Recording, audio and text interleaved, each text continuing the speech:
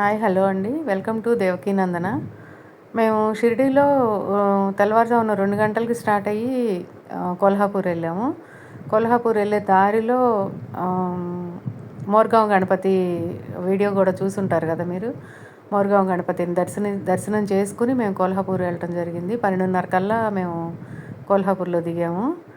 ఈ దారంతా కూడా చాలా బాగుంది. ఇట్లా కొండలు, లోయల్లాగా అట్లా ఘాట్ రోడ్డు, చాలా సూపర్‌గా అయితే ఉంది ఇది. వర్షం మేము స్టార్ట్ అయిన దగ్గర నుంచి వర్షమే. ఇక్కడ మేము టిఫిన్‌కి ఆగాము. టిఫిన్ తిన్నాం. పూరి అండ్ కర్రీ చాలా బాగుంది దారిలో. ఇది కొల్హాపూరు ఊర్లోకి వచ్చేసామన్నమాట. ఇది ఝాన్సీ లక్ష్మీబాయి విగ్రహం పెట్టారు ఎంట్రన్స్‌లో. ఊరైతే చాలా బాగుంది. పెద్దగా పురాతన కట్టడాలు అన్నీ కూడా వెనకట బిల్డింగ్సే. ఇది గణేష్ మండపాలుగా ఎక్కడ చూసినా గణేష్ మండపాలు అయితే విపరీతంగా ఉన్నాయి. ఇదిగోండి ఇది ఒక మండపం, అవతల పక్కన ఒక మండపం, ఇవన్నీ గణేష్ మండపాలే. వినాయక చవితి ముందు వెళ్ళాం కదా మేము.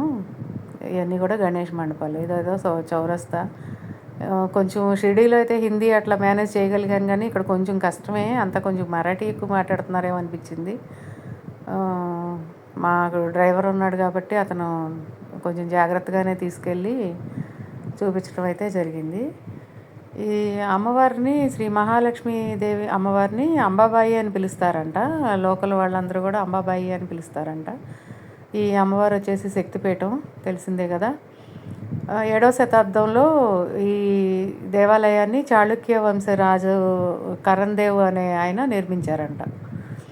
ఈ దేవాలయాన్ని చాలా పెద్ద దేవాలయం, ప్రాంగణం కూడా చాలా పెద్దగా ఉంది. లోపల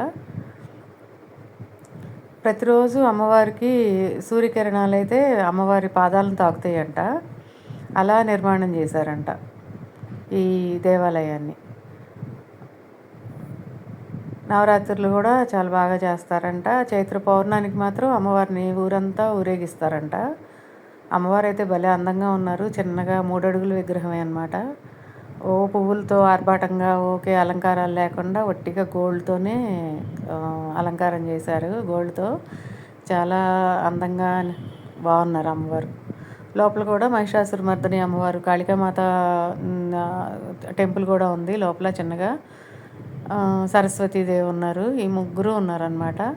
లోపలికి వెళ్ళిన తర్వాత జెంట్స్ వేరే, లేడీస్ వేరే 2 లైన్లు ఉన్నాయి. అంటే గర్భగుడి చుట్టూతా తిరిగి ఒక ప్రదక్షిణ చేసి వచ్చినట్టుగా అట్లా లైన్ ఉంది. చాలా ఇరుకుగా అట్లా లైన్ ఉంది. బాగుంది అది కూడా. ఇదిగోండి టెంపుల్ చూసారా, 7వ శతాబ్దంలో కట్టిన గుడి కదా, ఎంత బాగుందో. ఇదంతా కూడా కింద శ్రీచక్రం లాగా కట్టి ఆ చక్రం మీద స్తంభాలు నిర్మించారు మొత్తం అంతా కూడా. ఇది చుట్టూతా ఇది ఏదో రెనోవేషన్ అయితే చేస్తున్నారు. మేము ఫోటో దిగాము ఇక్కడ. ఇది చూడండి, ఏదో మండపానికి ఏదో రెనోవేషన్ చేస్తున్నట్టున్నారు. మేమైతే ఎవరిని ఏం అడగలేదు, ఏం జరుగుతుందని కూడా మేము అడగలేదు. కొంచెం రష్గానే ఉంది టెంపుల్ అయితే మేము వెళ్ళినప్పుడు. 1000 రూపాయలు అన్నదానానికి కట్టి అక్కడ టికెట్స్ అయ్యేం ఉండవంట. సీనియర్ సిటిజన్ కూడా నేను గూగుల్లో చూస్తే సీనియర్ సిటిజన్ది అవైలబుల్ ఉంది అని చెప్పేసి ఉంది, కానీ అక్కడికి వెళ్ళి అడిగితే వాళ్ళు ఎవరు లేదన్నారు. ఇదిగోండి ఇది ఒక దీపస్తంభం, నందీశ్వరుడు ఉన్నారు, దీపస్తంభం. ద్వారానికి అటువైపు ఇంకొక దీపస్తంభం అనమాట. ఇది రెండోది.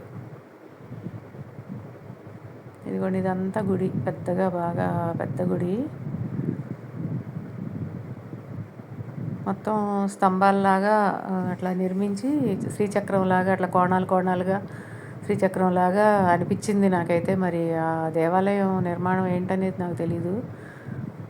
ఇదిగోండి ఇట్లా శ్రీచక్రంలాగా అట్లా కోణాలుగా తీసి అట్లా స్తంభాలలాగా కట్టి స్తంభం పైన ఒక అమ్మవారి విగ్రహం పెట్టారు. ఇదిగోండి అమ్మవారి విగ్రహాలు అన్నమాట పైన. ఆ రోజుల్లో ఇలా ఎలా నిర్మించారో అయితే అర్థం కాలేదు, కానీ ఎక్కడ చూసినా చిన్నగా చెక్కుడు అట్లా బాగా పనితనం అయితే చాలా బాగుంది. ఆ రాతి మీద అట్లా చెక్కటం అంటే. ఇదిగోండి విగ్రహాలు చూసారా పైన. ఇదంతా గుడి చుట్టూతా తిరిగి తీశాను నేను. వర్షం పడతా ఉంది బాగా. ఆ వర్షంలోనే తీశాను మీ అందరికీ చూపిద్దామని చెప్పేసి. ఇదిగోండి ఇదంతా ఒక క్యూ లైన్ అనమాట లోపలికి. అట్లా లోపలికి క్యూ లైన్.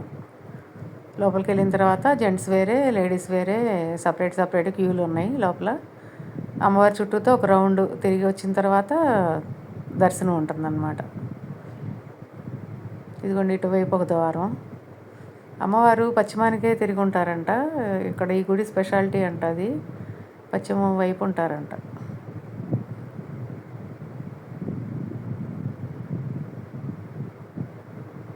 ఇవన్నీ తాళాలేసి ఉన్నాయి ఇదంతా కూడా. ఇది చూసారా ఎంత బాగుందో. మొత్తం గుడి టోటల్ గుడి అంతా తిప్పి చూపిస్తున్నాను నేను. ఇదిగోండి అన్నిటి మీద దేవతామూర్తుల విగ్రహాలు ఉన్నాయి. ఇదిగోండి ఎంత బాగుందో.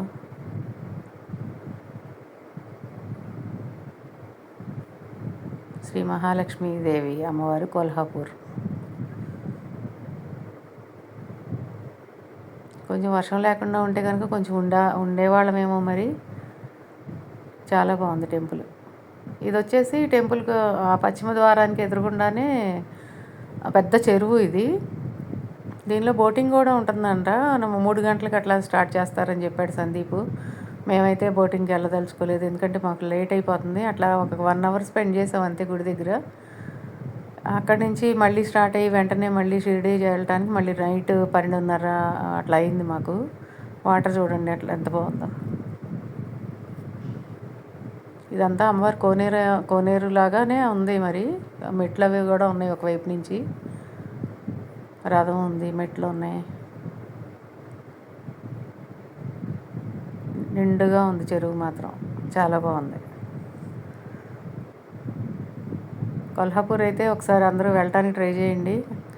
అమ్మవారు చాలా బాగున్నారు, కళకళలాడిపోతున్నారు. ఇదిగోండి ఇదేదో మండపం మునిగిపోయి ఉంది మరి ఈ చెరువులో.